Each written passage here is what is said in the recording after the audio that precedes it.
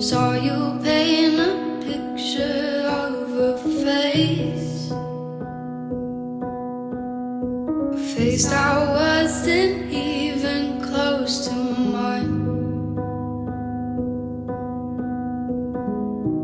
I know I shouldn't be in love, but it's so hard to move on. You haven't changed, you stayed the same. But if you did, I'd still love you anyway.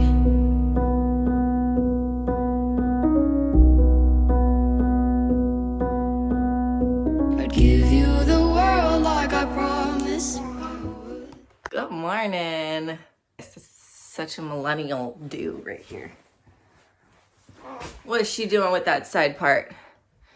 Yeah, it's not like a middle part doesn't disguise the fact that I'm a millennial, that's for sure. So if you were here, if you watched the video that I posted like 3 days ago, 4 days ago, I don't know. We tried kind of getting our house together for co-sleeping because we live in a small 1-bedroom. So right now, like the bedroom is her nursery and our bed's out in the living room. And so for a couple of days, we brought our mattress in here and we tried co-sleeping. And that was the worst nights of sleep of my life since she was a newborn. So I was like, okay, this is not the answer. I have a nice big knot that I need to brush out. So I was like, this is obviously not the answer. And I put the house back close to the way that it was before. And last night, my husband and I slept out in the living room again. She slept alone in here, and we tried our first night of sleep training, and I want to talk about it. Yay! As with anything when it comes to baby sleep, people have their opinions and thoughts about sleep training, and I don't want to hear them. I chose to sleep train and start sleep training last night because I have been so sleep deprived for the last 3 weeks. Ever since she developed her separation anxiety, I have not slept, and I needed some sleep, and I do have to tell you that I got some. Not as much as I'm hoping for in the long run, but I did get more sleep than I have in the past 3 weeks. We did a version of the Ferber method. I don't know if this is a more successful way of doing it, but it did end up working for us. So with the Ferber method, you put them down, drowsy but awake, and then, or wide awake, whichever one you choose. Go check in on them after 5 minutes, then 10 minutes, then 15 minutes, and then you repeat 15 minutes until they fall asleep. And that felt aggressive to me. That felt like too much. I was not okay with listening to my baby cry for 15 minutes. She has thrown up from crying before, so I didn't want that to happen again. So I'm very cautious of her crying for too long. A little bit of a backstory on her sleep if you haven't seen my other videos surrounding her sleep. For her first 2 months of life, Tanner and I held her for every bit of sleep she ever had. So we split shifts at night. I would hold her out on the couch until like 2, 3 in the morning, and then Tanner would come in and hold her on the couch until he had to go to work. Then I would get up and take over the rest of the day. Around the 2-month mark, she started to really be able to sleep on her own for long periods of time with a binky. And ever since then, we have just put her in her crib, given her a binky. If she wakes up, we pop the binky back in and she goes back to sleep. And when she was around 7 months old, she started learning how to like look around the crib and like pop the binky back in herself. And I really encouraged that. When she was young, I had her play with the binky. They're still kind of like a toy. They're really like a comfort object for her. She has so many in her crib.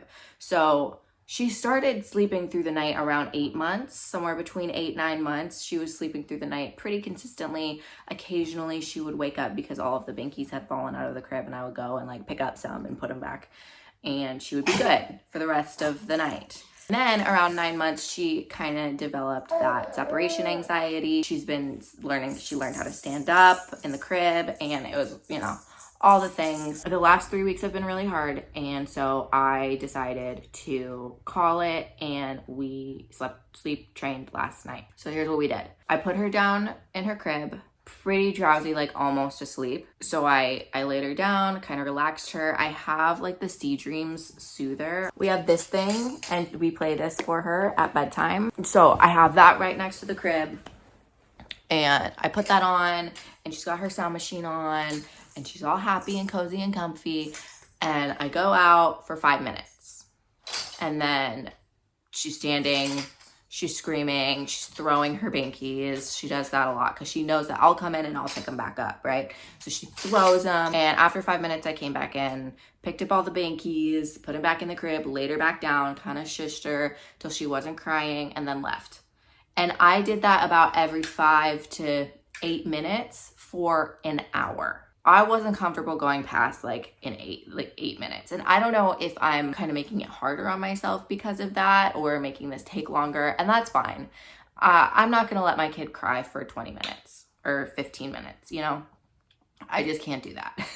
Unless it's like the kind of crying that's not really crying, you know your baby and you know what's like really upset and you know what's not. So I can have a little bit of discernment about what kind of cry I'm hearing and whether or not I'm going to commit. So anyway, she fell asleep after an hour and she was down until I think it was about 12:30. We had her first wake up, and wake ups have never been a problem for us before because I would just put the binky back in and she could go back to sleep. So when it comes to night wakings, I really have never had to do these. I've never had to handle these. I don't even know how I would put her back down to sleep if I did. In the last couple of weeks, I've just grabbed her and brought her into bed at that point, which is obviously a bad habit, and I'm aware of that. And so she was waking up thinking that that's probably what I was going to do. I didn't do that. So I came back in after she was crying pretty hard at this point. So I came in after like 3 minutes for the first wake up, and then I settled her back down and got her to the point where like I turned her Sea Dreams soother back on and she was just kind of relaxing, watching it, and I left and she did start crying again. But I gave her like 10 minutes this time and she finally settled herself back down. So I only came in once at that point. I was honestly kind of genuinely impressed with that. She just kind of plopped down and eventually fell back asleep. Then she woke up again around like 3:30, and I just kind of let her handle it. And she, my thought is that in the nighttime, if I go back in, I'm going to confuse her, I think, is kind of the realization that I came to in the middle of the night last night. So she woke up like 3:30, kind of settled herself back down after about 10 minutes. And then she woke up again, maybe like 20 minutes later. I don't know if it was even 20 minutes later.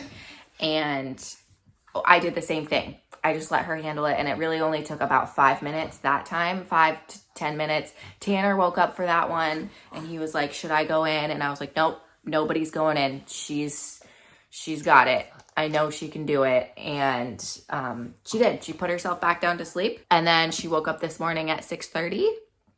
And I can tell she had a pretty good night of sleep. She's feeling good. She's feeling better. I can tell she's feeling better than she has for the last few mornings.